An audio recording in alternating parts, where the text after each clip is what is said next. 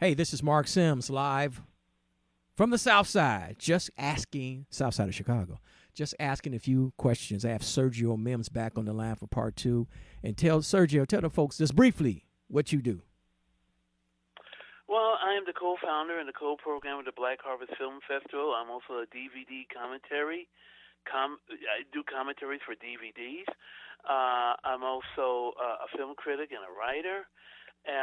Also, I appear on several other podcasts as well, including Movie Madness on the Now Playing Network, and also on Afro Nerd Radio, which is every Sundays and Wednesdays.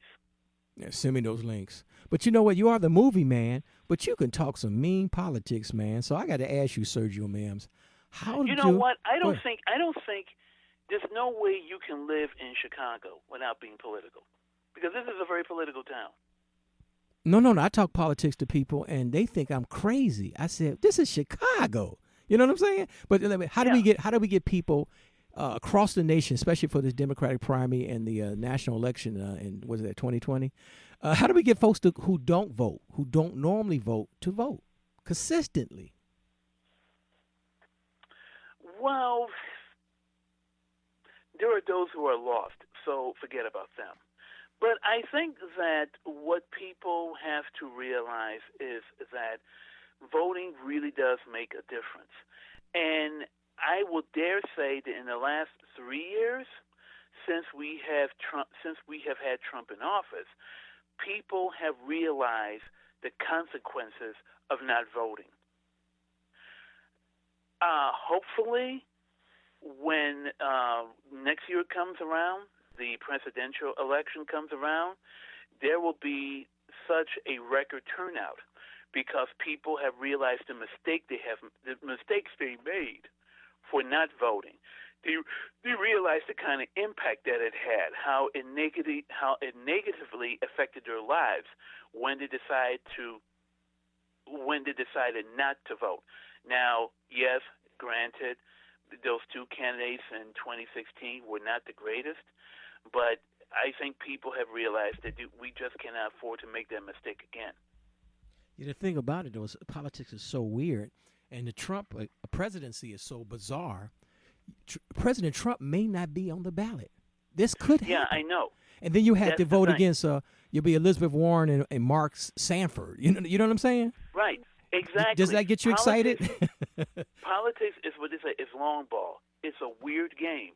Anything can happen. Between now and a year from now, the whole ball of wax will change. We don't know. For example, the last mayoral election, Lori Lightfoot, who's our current mayor, at one time was in ninth place. She was in ninth place among something like 14 to 15 other candidates. She was in ninth place. She didn't have a shot. And then 2 words, Ed Burke, turned everything around.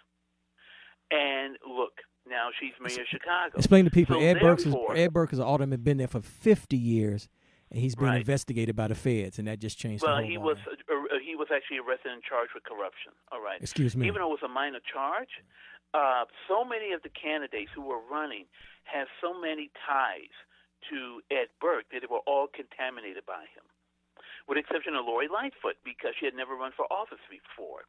To people's eyes, she was clean as a whistle. So in terms of what's happening next year, right, Trump may not be on the ballot at all. And I'm not saying because he was impeached. I'm not saying because he resigned. We don't know. I'm saying because I've always predicted that, well, his health is not good. Let me put it that way. But we don't know. Okay? He could resign. You know what I'm saying? He could resign. Right. Boom. Anything. Give a tweet and leave. Of the Democratic candidates, okay, there could be somebody who hasn't even gotten into the race yet who could take it all. Who, Michelle Obama? Michelle Obama?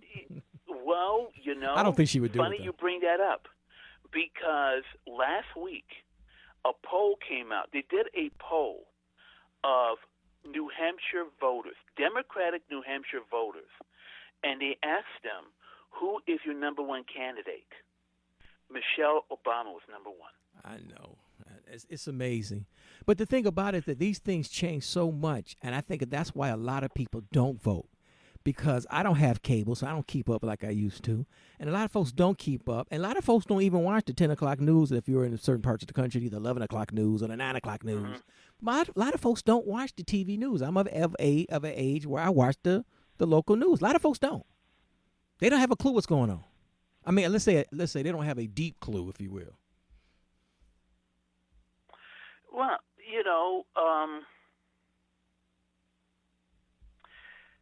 there's probably people out there still saying, who's Mayor Pete, who's Kamala, who's Cory Booker, who are these people? Here's the thing. They may not know, but they know who Trump is.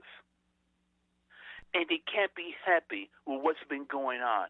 Even if they don't know who else is running for the Democratic candidate, they know who Trump is. And they know that their lives have not been made better. Right? Now, here's the thing. I agree with my... I cannot pronounce her last name. Duke Masafa, right. Duke Masafa.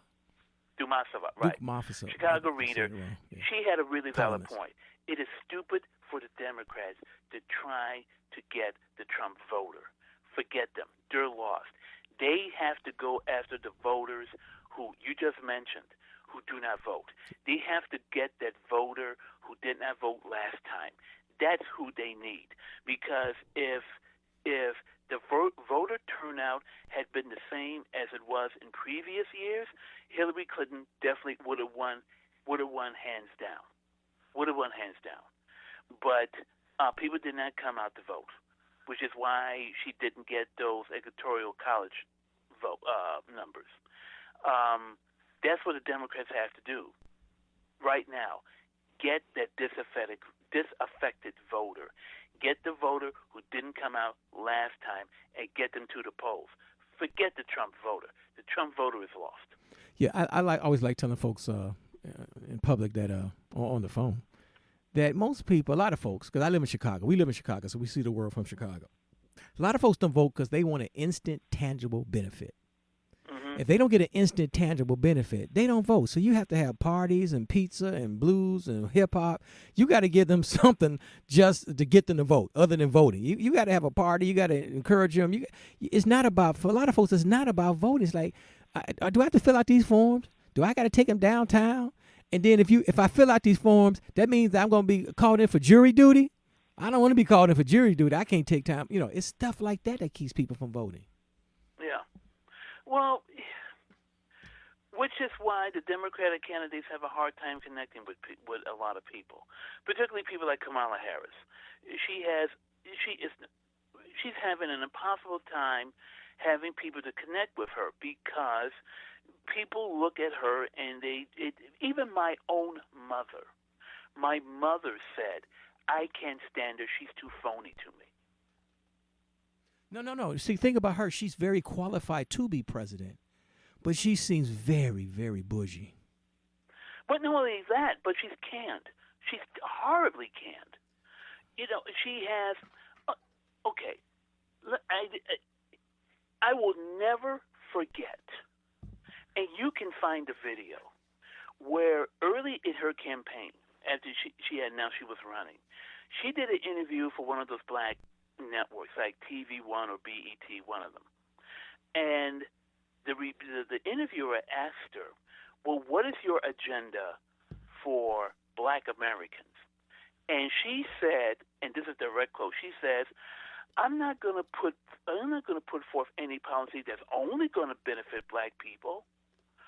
Oh, really? Trump has no problem with introducing policies that only benefit white men or white people. Hey, you just mentioned the Douglas Plan by Pete Buttigieg. Even Elizabeth Warren on the other show we did. Yeah, keep going. Right. Yeah. Her a policy for African Americans. Oh, but Kamala Harris. Oh, I just can't have a policy that only will benefit Black people. Oh, really? You're off my list. But you can, because there's certain things that affect certain groups. You know what I'm saying? Like, criminal justice, affects African Americans, more than other people. It's a lot of things, that hurt us. So to say that is like, okay, like you said, you're off my list. You're on my list. You know, and I don't want to see you speaking in a black accent. I don't want to see you dancing to, black colleges' marching bands. Have you seen those videos? Oh, God. No, she did go to Howard. You know that. Yeah, that doesn't count. I know it's only 4 years. I know. That does not count. You know. Well, that's not enough black bona fides for you. No, I mean, like, I went to the HBCU. You know, what does HBCU? HBCU, for people who don't know, means for historic black colleges and university, or as somebody once called them, honey barbecue chicken and upside down cake. So That's funny. It doesn't. And see, and a lot of Americans don't know some of those colleges, historically black colleges, have like 30% non-black students. Yeah, that's true. But you see, I hate that attitude that because I went to this college, because I got friends who went to Howard and I got friends who went to Hampton, the attitude that I'm blacker than you because I went to this black school. Well, it's more than that. It's much more than that. It's a hell lot more than that. That doesn't give you an automatic black card. No, and don't get me wrong. Don't get me wrong when I say this. And listeners, we're about to end this. Oh, okay, we got a few more minutes. About to end this podcast. The thing, I'm not saying anything wrong with her having a white husband. I'm not saying there's nothing wrong with that. People, calm down. But they sure keep him in the No, you're right. They keep him in the wings. They keep him in the wings. Right, and the reason is not because of white people. They do that because of black people. That's right.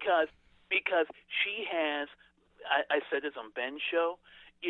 First of all, technically, and I'm going to get really technical here. Technically, she is not African American. Okay, she's not African American. No, she's not. She's not a descendant of the slaves. American slaves. No. She is not ADOS. Right. As the phrase is, American descendant of slavery. She's not ADOS. She is Jamaican Brahmin Indian. Okay, so Jamaican and Brahmin Indian. Yeah, Brahmin Indian. Yeah. So the thing about it is that a lot of black people have trouble relating to her because they look at her and they say, well, you really don't know what it's like to be an African American in this country. You don't have a background in the history and the legacy of slavery in this country. Okay. Going to Howard doesn't count. But since she has that trouble, now people have said the same thing about Barack Obama, but Barack Obama had Michelle. And he came to Chicago. Also, we're talking about a lot of older voters. Maybe some of the 20-something black voters may not have the racial hangups that I do, and maybe some older people older than me. Okay, I got 1 minute left. Wrap this thing up. So you're going to vote for Kamala Harris, right? No. Okay. Well, keep going with your wrap up.